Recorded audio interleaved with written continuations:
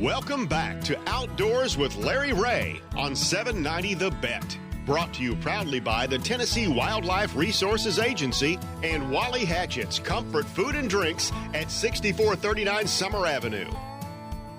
Hey, good Saturday morning. Welcome back to Outdoors with Larry Ray. It is the fastest 90 minutes in outdoor radio programming as we roll into our 22nd year.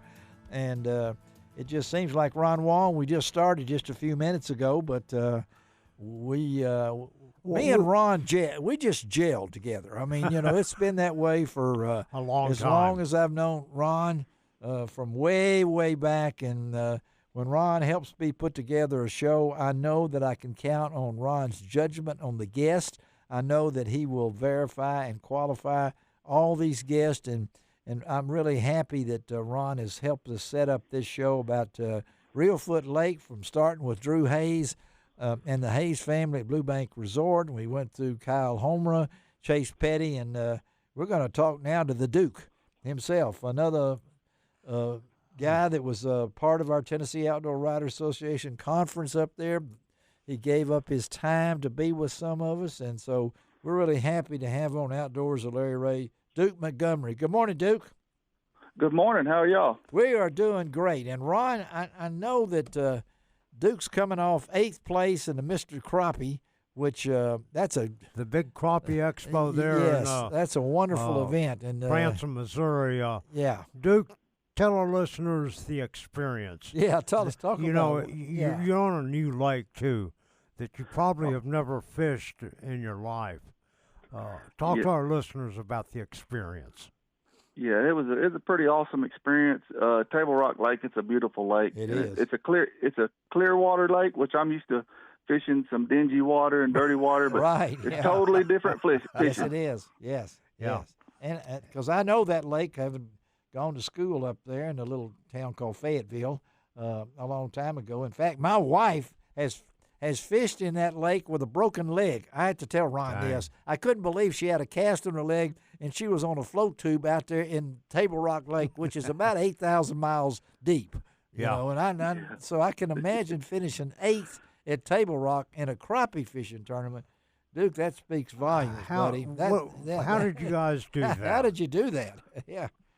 Well, me and my partner, he's a pretty good dock shooter, so we decided that we was going to fish to that strength, because you got to be a distance away from him. That you can see 12 foot down. You sure in can. That clear water. Yes, yeah. So we probably hit 150 docks a day. Oh my gosh! During pre-fishing, trying to find the docks that was holding the big fish, and we had about 10 to 20 really good docks, and about 3 of them that was holding some big fish, and we just concentrated on them. We had a little gray-haired squirrel-tail jig that we were using, and we would sit back and shoot back about 30, 40 foot to them. And you go from that. And who's your partner? It was Thatcher Waymeyer from Lake of the Ozarks. Oh, yes. yeah. Okay. We've had Thatcher on. We've had him on, but I got to ask you, from Table Rock to Reelfoot, is there any difference between those two lakes? It's night and day difference. Night and day. So talk about Reelfoot, Duke. And growing up. Yeah, growing up in that area. A little bit about yourself, Duke, and tell us. And what you do. Yeah. Okay. Yeah, I grew up here at Reelfoot. I was born and raised here. Cut my teeth here on Reelfoot. Yeah. And it's a shallow water lake. It's full of stumps. You have to go slow, really? But it's a natural habitat for fish. Mm-hmm. And so when did you start fishing? I mean, how old were you? How did you get that started? Who helped you? My father. He took me fishing. We start out, bluegill fishing, and you just go from there. It's a really good brim lake, catfish lake. It is, and crappie too. So we'll talk about the crappie part of it, because it's a lake that maybe a lot of people think about bluegill. Ron knows that. A lot of people think about the other parts of Reelfoot, but it's a crappie lake, isn't it? I mean, yes, it is, and and there's some really nice crappie on there. I might be a little bit biased, but I think it's the prettiest crappie in the United States come out of there. They're just a pretty color, and people may not know it, but years ago, it used to be one of the only lakes that allowed commercial fishing for crappie. They would net them. Yes. And the restaurants would, you could get crappie fillets That's there. Right. we don't do that no more, but it's still a really good fishery. And there's a hidden secret about Reelfoot Lake that not many people know about. What's that? The bass fishing is phenomenal there. Only Ron somebody would say wants, that. Yeah. Especially after the spawn, to have a good time. Top water action throughout the whole summer is excellent. I've done well there. Hey, Duke, grown up around Reelfoot Lake there, you now have some rental properties and stuff. Tell our listeners what you got, what you offer, and how do they get a hold of you? Yeah. Okay. Yeah, we've got 9 nightly rentals, short-term rentals on Reelfoot Lake. We've got the lake house. It's 3-bedroom. We've got it set up with double beds in each room for, you have multiple people there. Uh-huh. It's got a big pier on the back and a place for boat parking. I've got some nightly rentals across the road, 6 more across the road and I've got a gravel lot, and I've got plenty of room for boats. Really? Okay. I've got them set up to where, duck hunters can come in or people fishing can come in, and then we got 2 more houses on Lake Drive there. Oh, so you're settled in then. I mean, yeah. And these are almost on the lake or across the street from they're the close, lake. aren't they?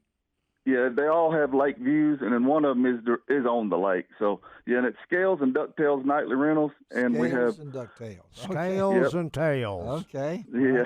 All right. Now, I didn't know that. I mean, I knew you had rental property there, Duke, but I didn't know the name of it. That's cool. Yeah. Yeah, and we got Sawgrass, which is a house down there. It's a 4-bedroom house, and then Pintail. It's another little small lodge we have right there together. It all falls under the umbrella of Scales and Ducktails. Scales and Ducktails. Is that right? Yep. All right, let me write that down. Scales and Ducktails. Yeah. Okay, not Duke Tails, but Ducktails. Okay, I want to make sure of that. And again, we're talking to Duke Montgomery. He's a professional crappie fisherman. I first met Duke, I think, some number of years ago when ACT started. Him and his buddy Brad Woody were partners there, and I got to tell you, I've followed him along ever since, and a great professional crappie fisherman. And Duke, do you guide any, or do you just rent property? Right now, I'm still working full-time and renting, so I'm not guiding, but I do offer guides. I have people that guide through my lodge that I can hook them up with, whether it's fishing or hunting. There you go. And so what do you do for a living then? Actually, I work at Nucor Steel in Memphis. I thought you did. That's okay. Yeah. Well, bless your heart, buddy. I mean, it's good to have a place on Reelfoot when you work in Memphis. That's right. A place to get away. But I did not realize. So to get information, Ron's always. I'm going to do this for Ron this time. So if somebody wants to get information about scales and ducktails, where do they go to find out? To get in touch with you about what to make rentals or whatever. Where do they go? All right, you can Google us. We'll pop up, or you can scalesandducktails.com, or you can call us direct at 731-592-2688. Sounds good, and the name. I'm into fish and lure names and colors. I got to ask how you came up with Scales and Ducktails. Well, I'm going to have to leave that up. My wife came up with that. There you go. Well, let's give credit to the wife sometime. Absolutely. Here. Well, hey man, That's we appreciate you being with us, Duke, and good to meet you up at Reelfoot, and we'll definitely stay in touch. Okay, ma'am? That's right. Yeah, and we are also on VRBO and Airbnb. There you go. All right, I'm writing that down too. Okay. All right. Thank you, Duke. Duke, thank you much for everything. Have a great weekend, buddy. All right. And have a good one. All right. Thank you all very much. All right, Duke Montgomery. Okay, this has been real fun doing this show. Let me tell you about next week's show real quickly because if everything goes right, Shelby, if everything goes right in the real world here, and I say that to Shelby because a lot of times things don't go right, and we're looking for headphones or we're looking for chairs or we're looking for whatever, the light bulbs. Yeah, the man himself, Dale Sanders, will be in the studio next week. The gray-beard adventurer. He's in Montana right now. They've completed all the paperwork, everything for the new documentary. It's coming out in Chattanooga in January about his adventures on the Mississippi River at 87 years old, oldest man to ever paddle from source to sea now. He's done it twice, actually, but hopefully he will be in studio next week to really talk about what life has meant for this 87-year-old guy.